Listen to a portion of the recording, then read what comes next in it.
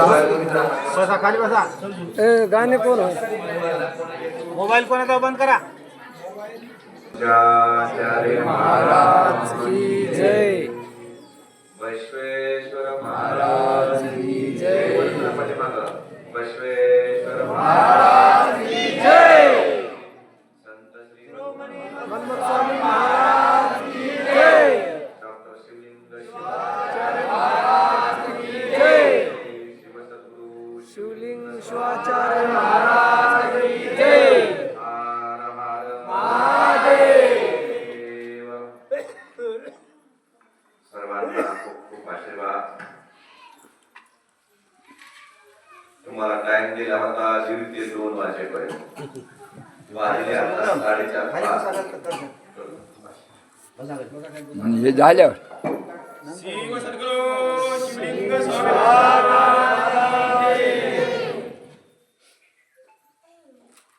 दीड ते 2च्या दरम्यान टाइम दिला होता. पण आम्ही सकाळी 5 वाजल्यापासून पहिल्या सुरू 5 वाजता केलं लोन.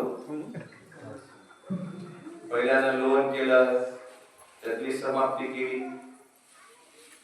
त्यातून निघालो आम्ही 7:30ला खरडवाडी चढके समाज. खरडवाडी जंगलामध्ये छोटंसं गाव आहे. त्याचं एक शिव मंदिर खूप पुरातन आहे. त्यातली करून पिंपळवाल्या करून 9:30ला गाडीमध्ये बसल्या. एका लहान पोटा त्याचं शिव मंदिर आहे. ते मी ओम नमः शिवाय त्यातून गेल्या परमेश्वर मंदिरामध्ये हिमायतनगरला परमेश्वर मंदिरामध्ये भरपूर गर्दी. तालुक्याच्या ठिकाण असल्यामुळं गर्दी भरपूर. त्याच्यामध्ये हातगाव आणि हिमायतनगरचे आमदार साहेब होते. व्यापारी वर्ग भरपूर मोठ्या प्रमाणामध्ये संख्या भरपूर. त्यातून काय लवकर निघता आलं नाही. कार्यक्रम त्यातून आल्या पुढे आणि दरेगाव म्हणून आहे, छोटूस गाव आहे आणि आवंड्यासारखं मंदिर आहे. हेमाडपंथी खूप सुंदर मंदिर आहे, मोठमोठ्या तल्याचं आहे. त्यातली समाप्ती करून निघायला आम्हाला तेव्हा 1:30 काय 2 वाजले होते. 2:30 वाजले होते. दोनचा पुन्हा येता आले नांदेडला आले. डायरेक्ट नांदेडला वाचेगावला ट्रॅफिक जाम झाली. अर्धा पाऊण तास त्याचं गेलं. येतपर्यंत नाही पोहोचले. सकाळपासून भरपूर लोक बसणार. 12 वाजल्यापासून महिला मंडळ पुरुष मंडळी. आता काय भरपूर फार जास्त वेळ बोलत नाही, थोडा वेळ बोलतो. 5 मिनिटांमध्ये आठवलं तुम्ही भरपूर बसलेल्या.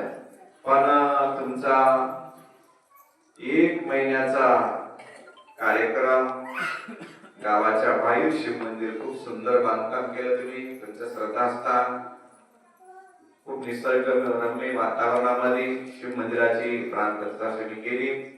गेल्या वर्षी बी ओम नमः शिवाय नाम जप तुम्ही केलं. या वर्षी बी खूप आनंदानं हर्ष उल्हासानं भरपूर बहुसंख्येनं तुम्ही राहून सहभागी होऊन त्याच्यामध्ये नाम यज्ञामध्ये.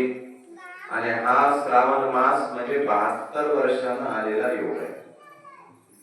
72 वर्षानं आलेला योग आहे की सुरुवात आणि शेवट हे श्रावण मासामध्ये आल्यामुळे अतिशय महत्वाचा पर्वकाल होता.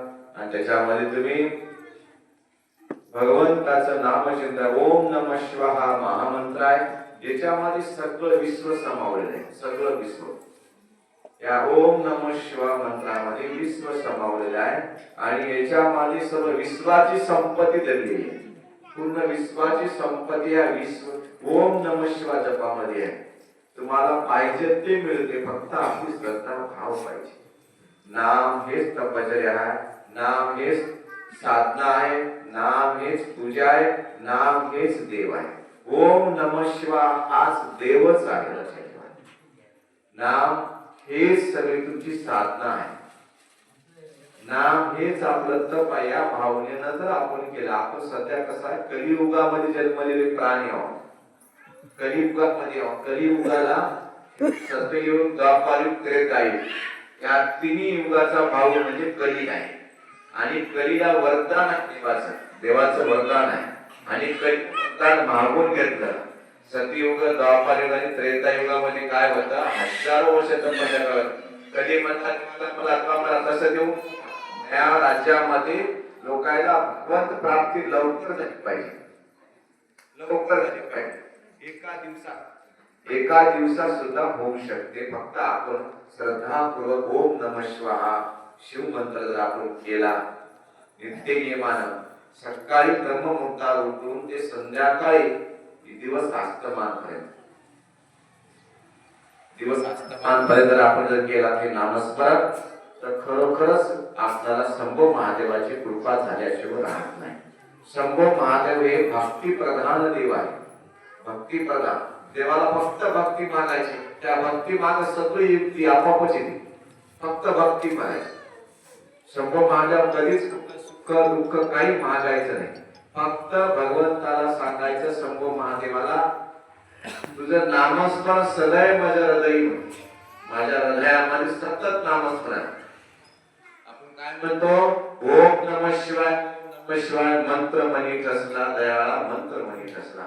हा मंत्र आपल्याला रोमा रोमातून उमटला पाहिजे. आज श्रावण मास संपला म्हणजे संपलं का? नाही संपलं. नित्य नियमाने प्रत्येकाच्या गळ्यात लिंग आहे. त्या लिंगाची पूजा नित्य नियमाने केली पाहिजे. भस्म लावून आणि महादेवाला कधीच महादेवाच्या पिंडीवर साखर टाकायची नाही. हळद कुंकू व्हायचं ना. महिला मंडळ महादेवाला एक दिवस पंचपाळ घेऊन यायचंच नाही. घरीच ठेवायचं. पंचपाळ घेऊन कधीच शिव मंदिरात जाऊ नका. पंचपाळ आणायची गरजच नाही. महादेवाला फक्त भस्म अक्षदा आणि पाणी आणि तेल आणि महादेवाच्या मंदिरात आल्यानंतर त्याचं उदबत्ती लावायचं नाही. त्याचं केळ ठेवायचं नाही. त्याचं निवड ठेवायचं नाही. त्याचं साखर टाकायचं. मंदिरात स्वच्छता असते. एकदम स्वच्छता. देवाला फक्त भरपूर भांडभर पाणी वृक्षावर घेऊन या. पण हळद कुंकू घेऊन या. साखर घेऊन आले तरी चालते. वाटीतच साखर ठेवायची. पाणी फिरवायचं.